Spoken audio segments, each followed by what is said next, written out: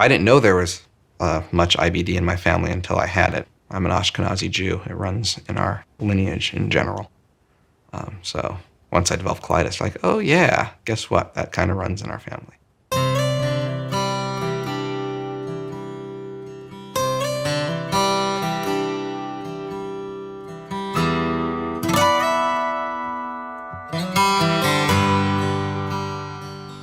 I was a small kid who used real big fancy words, and as a result got beat up a lot. So my dad, when I was 7, threw me in a Taekwondo school. And I did Taekwondo for a few years, and then I switched to what I do now, which is something called Kachikembo Kung Fu. So I did martial arts, went to college. And like any college student, you make a club or try to be involved in doing something with you're interested in. So I'm like, I'll teach my martial art out here. I was a brown belt at the time in that second style, retesting up. Part of your duties to be a black belt is to teach. So I opened a college club, taught people. My wife was one of my first students there. Basically, I opened a business by accident. So I went to a yoga studio, that grew. Went to a Taekwondo school, kept growing. And so I went from like in 4 years from 10 students to now I have over 100. All right, guys, cardio class. Think about a triangle. I put you here. Where's your head go? Right there. Okay. Focusing on martial arts helped me deal with the illness. Part of my ability to tolerate the pain and discomfort of colitis was from my discipline for martial arts, because the type of martial arts I do is full contact. It's very painful holding stances for long periods of time or getting hit in the face or in the balls. So I got used to dealing with pain even as a kid when I was 14, getting my first black belt and all the way through. So the pain from colitis wasn't that different for me. It was something I could kind of push through using those same skills. But then kind of keeping that goal of getting my second black belt kind of helped me push through the disease and not just let it, destroy my life, which is what it was trying to do.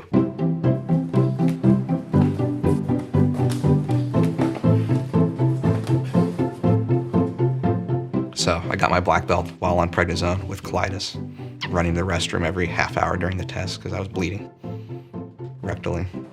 My colitis inhibited my martial arts because I was always tired and fatigued, but then pushing through it made me keep a minimum standard of functionality that I accept, and I'm a really stubborn person, so I did whatever I had to maintain that.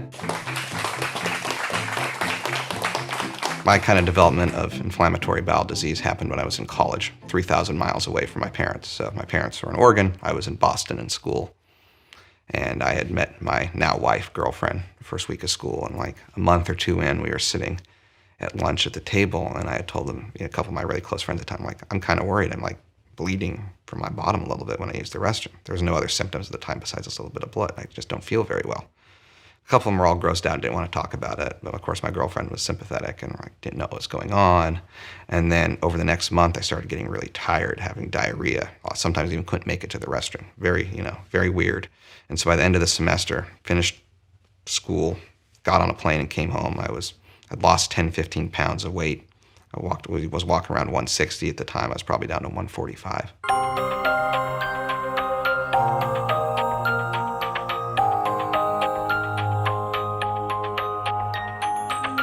Just feeling terrible. They sent me to my pediatrician at the time because I hadn't switched to an adult doctor yet, just being 19. He had no idea what was going on with me. He sent me to a proctologist. They thought I had hemorrhoids, which I did because I had so many bowel movements.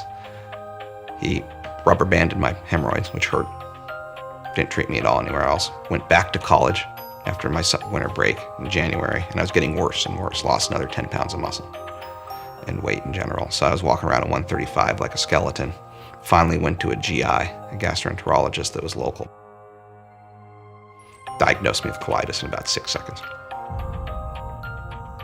I can drink alcohol a little bit, like I can have a beer a week, but any more than that, it makes my gut upset. So I'm like probably one of the only college people who've been to college I know that's never been drunk, ever, at all. So I didn't party in college. I did class. I worked in a lab 20 to 30 hours a week. Later on, I did my club activities, taught my martial arts, did that type of thing, and basically lived like an adult since I was 19 with this disease. It kind of kicked out a lot of the college fun stuff. I was going to go to China over the summer and do a study of acupuncture and traditional Chinese medicine as part of my interest in that. My freshman summer couldn't go because I was sick on prednisone with colitis and couldn't risk getting a foodborne or a GI illness from the unclean water there. I'm never probably able to travel to China now because of that, which stinks because I do Kung Fu and I want to go to China and study it there and do that, but I can't. So yeah, basically it turned me from being a teenager who thought they were immortal and could do whatever they wanted to being an adult in about a week.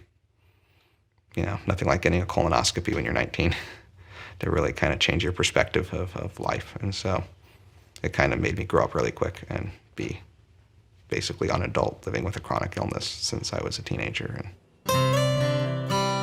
it's much simpler to randomize people.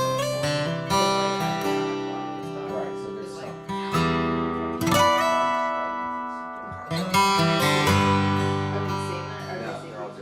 my wife, her name is Rachel. We met, as I said, in the first week of college. We had met. She was in a tree. I said hello to her. We fell in love like a week later and started dating. Like September 13th of 2002, we started dating. I had my first symptoms of colitis in October. And in January, she took me to my first colonoscopy. I don't know if you can see the plant back there. She bought me that plant when I had my flare in 2004, and it was this big. And I've kept that plant ever since. Put it in the car and drove it down with me from Boston to here. And I wouldn't let that plant go. It's my lucky little colitis plant, as I call it. But it's basically been here since I've had my wife taking care of me.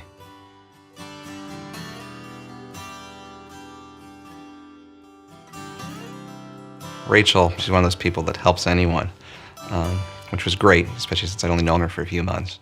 And she kind of really took care of me. I also then became a raving jerk on the prednisone because I love that prednisone-induced mania and anger and all of that fun stuff, and they never told her that was why I was a jerk. So she almost broke up with me in May of my freshman year when we went home for the summer, and then I was off the prednisone and back to my old self by the fall. But you know, basically, she was anything you could ever help for. She was kind of scared and nervous for me, didn't really know what was going on.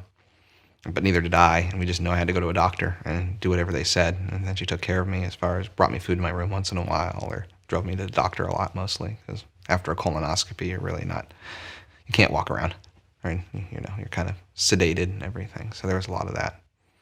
My symptoms of colitis, my colitis is mostly fairly left-sided. So people with ulcerative colitis, the disease starts at the anus and then goes up a certain amount through their colon. At its worst, when I was first diagnosed, it was all the way over to my hepatic flexure, that side. And then probably even by the time I came to UNC, it was to this side, so less on some therapy. And it's been slowly decreasing. About 3 years ago, it was 30 centimeters. Since being on the TNFs, it's only the last 10 centimeters. So 10 centimeters ain't that much, not this much disease in my colon. The problem is that's the part that really matters. So the reason we don't always have to go to the restroom all the time is because our rectum holds all of the stool in. Unfortunately, my rectum is really inflamed. And so anytime there's anything in there, it causes a sensation that I have to use the restroom. And if I ignore that sensation, my body just overrides me. The robot head that we have, I mean, at least it's way under the variability in the rest of the experiments I can see. My treatment is basically a bottom-up approach, as it was. So I was very kind of prototypical what you did in the early 2000s. I started on prednisone to put me in remission initially. And on top of that, they added 5 ASAs in just an oral 5-ASA compound. And I stuck on that, tapering the prednisone for a couple of years. When I flared, I'd use Hydrocort or mesalamine enemas, the 5-ASA enemas. Second year of med school, so that's fall of 2007, I was having trouble making the early morning classes because all the bathroom trips. And so my doctor and the dean of medical school said, we'll give you an excuse for coming in and being required in attendance, but you have to go on 6 mercaptopurine, like today. And I was really terrified of being on an immunosuppressant, and I've always been kind of resistant to medications in general, just because I'd rather not have to take something if I didn't. But I went on it and made me feel a lot better. 2011 came around, I was flaring at Digestive Disease Week. We made the decision to go on anti-TNFs. So now I'm on 5 ASAs, anti-TNF, 6 mercaptopurine, and Hydrocort enemas at night. So that's 5 ASA, 6 MP, enema. That's 4 medications for IBD. And then because IBD kind of causes, the inflammation, other things causes issues with acne, I have 2 different topical acne medications I use as well. And then a little bit, and then a shampoo for seborrheic dermatitis, which is secondary, or psoriasis, which is secondary to my IBD as well. We're not sure what it is.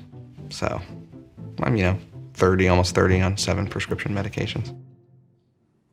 Part of the problem with the 5-ASA pills I take is they're huge. So when I travel, I can't take all the bottles with me because they take up too much space. So I always pack 1 to 2 days extra of medication just in case I get stuck somewhere. The pills aren't so bad. It takes me 5 minutes to count them out. But then I have to bring a giant box of enemas with me, which is always really fun to travel with. It makes the security guards look nuts. Then, if I have to travel my anti-TNF, it depends on if I inject every other week.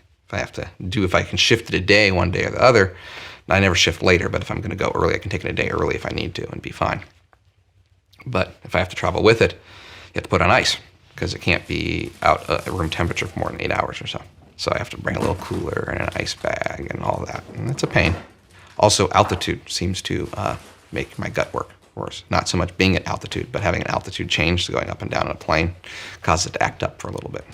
Which kind of makes sense. You kind of have a closed tube and the pressure changes inside and irritates everything. But usually the day afterwards, I don't have a flare, but I have just increased symptoms. No more bleeding or anything, but just like increased irritation to my gut lining, which makes me use the restroom more because pressure on the intestine did that, and then it freaks out.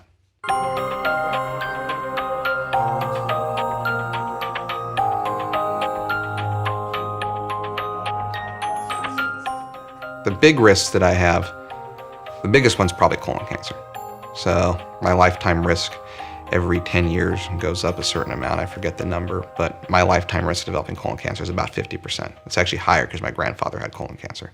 The other one, and the one that scares my wife the most that we don't talk about, is primary sclerosing cholangitis. Because I was diagnosed with ulcerative colitis at some point in my life, I have a 5% chance in my life of developing primary sclerosing cholangitis, or PSC, which basically means there could be an autoimmune reaction in my biliary tree of my liver, which will then cause my liver to die. And if I don't get a new liver, I die. Since liver transplants are fairly rare to get the good one, I have a good chance of dying from that if I get it. I have a 5% chance of having it. It matters not at all if I have my colon in or out, or I'm on treatment or not. I just get a 5% chance of liver death, which sucks.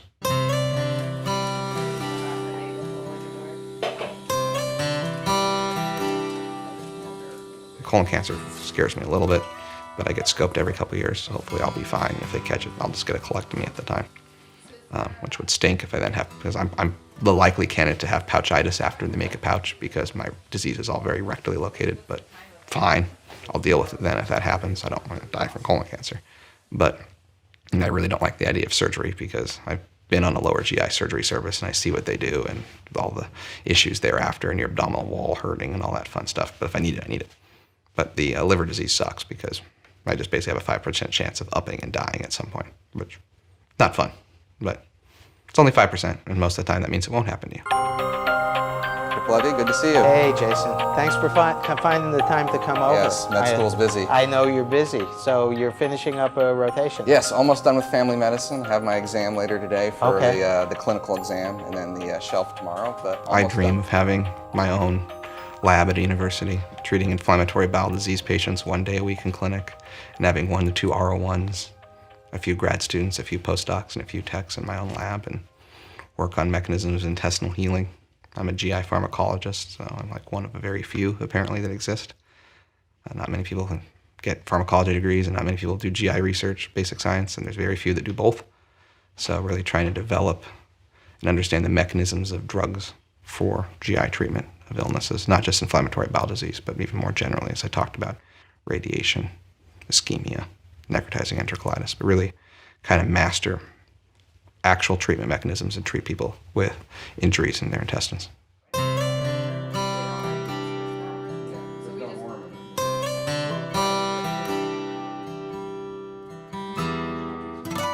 Yes, my wife and she's pregnant. It was very much planned for this time in our life. So she's 5 months along, and we're due in October with a little boy. His name will be Logan. And the whole plan, of course it went according to plan because we're big planners, was to have a kid in my 4th year of med school. So I did all of my electives in grad school in the inflammatory bowel disease clinic. And so I have a month in July and a month in January. I'm doing an extra GI month in April. But beyond that, I get to spend some time at home as a new father. I'm hoping my kid won't have colitis. That's like, the big secret fear, of course, but hopefully not. It is somewhat genetic, but, it doesn't mean they'll have it if I have it.